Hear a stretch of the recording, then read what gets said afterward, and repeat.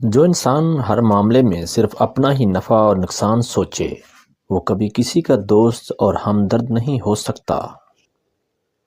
ایک سوچنے والے زندہ انسان کے خیالات میں تبدیلی ہوتی رہتی ہے، نہیں بدلتا تو پتھر نہیں بدلتا۔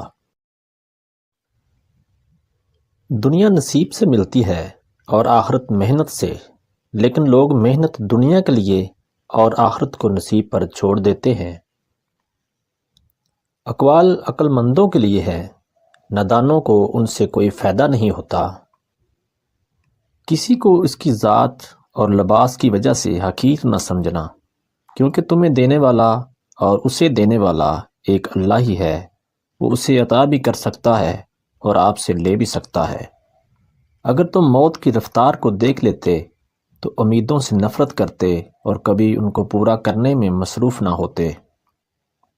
سب سے بڑا منافق اور بدبودار قابل نفرت انسان وہ ہوتا ہے جو آپ سے فائدہ بھی اٹھائے اور مطلب پورا ہونے کے بعد آپ کی مخالفت بھی کرے۔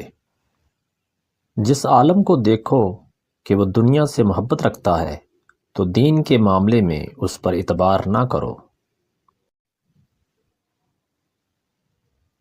خاموشی تمام سوالوں کا بہترین جواب ہے اور مسکراہٹ ہر طرح کے حالات کا بہترین رد عمل۔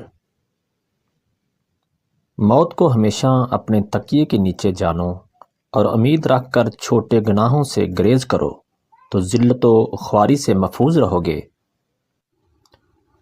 جس طرح لوگ مردہ لوگوں کو کندھا دینا ثواب سمجھتے ہیں، اسی طرح لوگ زندہ لوگوں کو سہارا دینا افضل سمجھ لیا کریں تو زندگی آسان ہو جائے۔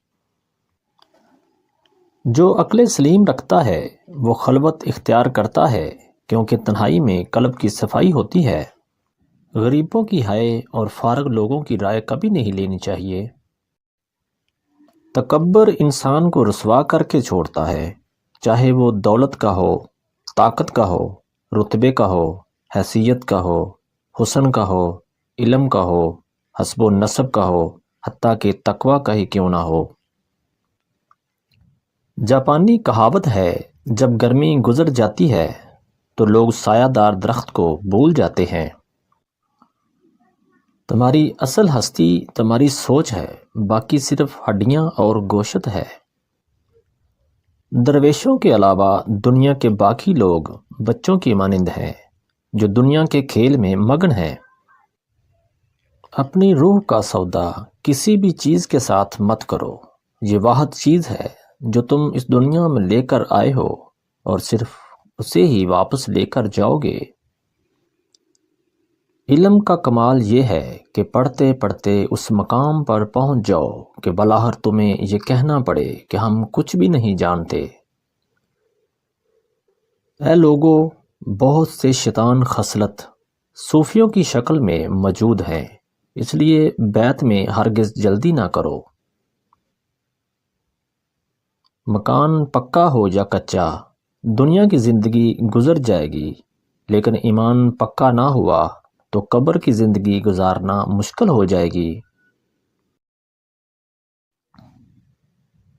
ہر شے کا غم کھانا مومن کے لیے باعث فضیلت ہے، بشرط یہ کہ کسی گناہ کے سبب نہ ہو۔ لوگوں کو جانچنے کا کام تم نے سنبھال لیا، حالانکہ اعمال تولنے والا ترازو تو کہیں اور ہے۔